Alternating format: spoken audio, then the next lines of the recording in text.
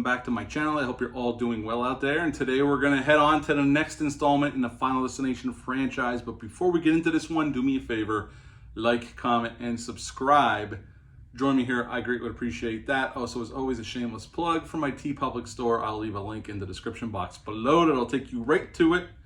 And today we're on to Final Destination 3. Now, just like with this sequel, Part 2, this one came out 3 years after Part 2. This one dropped February 10th of 2006. It's rated R. It's an hour and 33 minutes long. Had a budget of $25 million, pretty much in line with the last one. Upon release, it made a little bit more money than Part 2. Made 54 in America and 118 worldwide. This is why we got The Final Destination some years after this, and we'll talk about that one. That one's up next. Now, for this film, the creative team that did the first film came back for this film. Glenn Morgan and James Wong wrote the script, and James Wong directed this film as he did the original film. And in this film, cast-wise, we got Mary Elizabeth Winstead playing Wendy. She is our main final girl here. And Ryan Merriman plays Kevin as well, and he is dating Wendy's friend at the beginning of the film, but they end up getting thrown together because of the situation they're in. And Ryan Merriman was in Halloween Resurrection a couple years before this one came out. All shot up in Vancouver. This film starts off in an amusement park, and it doesn't disappoint. The first premonition happens on a roller coaster. Wendy's on a roller coaster, sitting with Kevin. Her boyfriend's up front with her best friend because they flip quarters to who's going to sit in the front, who's going to sit in the back. She's sitting in the back, and she sees the roller coaster crashing and killing everybody. She wakes up, starts freaking out. She gets off along with Kevin and some other classmates because this is their senior year in high school. And the rest of the people, including her boyfriend and her best friend, go on the ride, and it crashes and everybody gets killed. It's on a roller coaster. And that is the event that sets forth the rest of our film. And just like the other two installments, our two leads get quickly up to date on what has been happening and what is happening in the past because they reference the original film. And so it doesn't waste any time. Like I said, the first film set up all the rules, set up what these movies are going to be about, so the rest of these films, the sequels, can run. And this film certainly, as like Part 2, the pace of this one is really good as well. I mean, it gives the characters some time to figure out what's going on, but not much. And then we're on to trying to help our classmates, and they're getting killed in interesting and gory ways until Wendy and Kevin beat death at the end, or at least so they thought. And there's one last thing of them on a subway in the city, and the subway crashes and they all get killed by the end of the film. And that is Final Destination 3. So what to like about this film? The cast. I think, honestly, this is the best cast out of all of the films I reviewed so far. Nothing against the first film. I like that cast. I like the cast in the second one. But Mary Elizabeth Winstead and Ryan Merriman together have great chemistry. And even the other supporting characters are pretty damn good. So I really like them together as our main couple here, our final couple, I might as well say, because they're the ones that make it to the end, although they end up getting killed anyway. I think that's what sets this one apart, is their chemistry. And they are, to me, the best leads we've had in this franchise up until this point.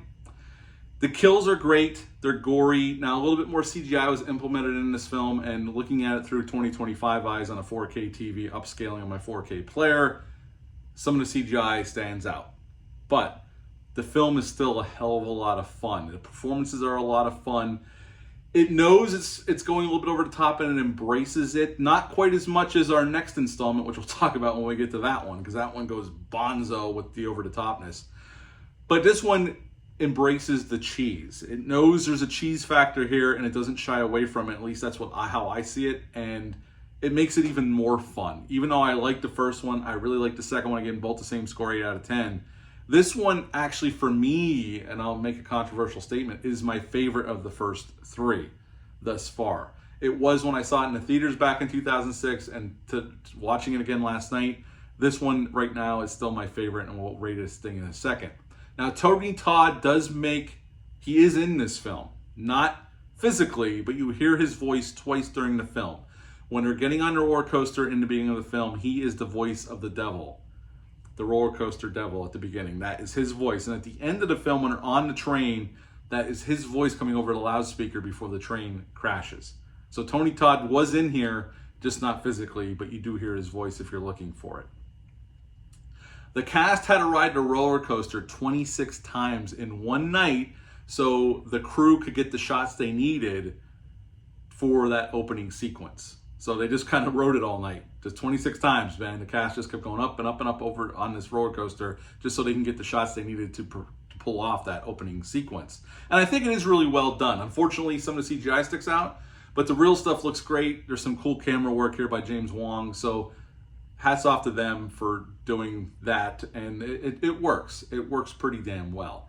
Now, is this movie perfect? No. I mean, there's still some drawbacks here, and there's still some things that don't make a whole lot of sense at the end of the day. But still, in my eyes, out of the first three, this is my favorite. I know part two is mostly everybody else's, a lot of people's favorite, part two. And for good reason. There's some really cool stuff in that. It's a hell of a lot of fun, and it moves really quick. To me, the two leads here help sell this a little bit more because they're so good together, that I enjoyed my time with this one just a little bit more, and now reflected my score. The ending was reshot. I had seen footage of the original ending. I don't remember what it was now, but they did reshoot the ending. A matter of fact, they were reshooting so late in the game that they got the final edit done on like January 25th, and the movie was in theaters on February 10th.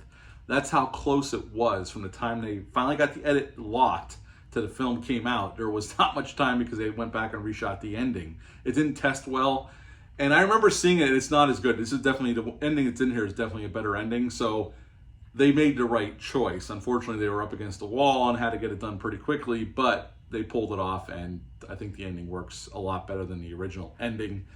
At the end of the day, this is my favorite one of the first three. I think based off of just the chemistry between Mary Elizabeth Winstead and Ryan Merriman, they are fantastic together. And I like them together on screen, and I don't know, I just think it made this a little bit more of an enjoyable. Nothing against the cast from the first two films. Just to me, they are the best ones out of the first three films together, out of them all. So I really enjoyed my rewatch of this one. This is probably the one I rewatched the most, funny enough, because it is my favorite. So I'm going to give you my rating right now. I would give Final Destination 3 an 8.5 out of 10.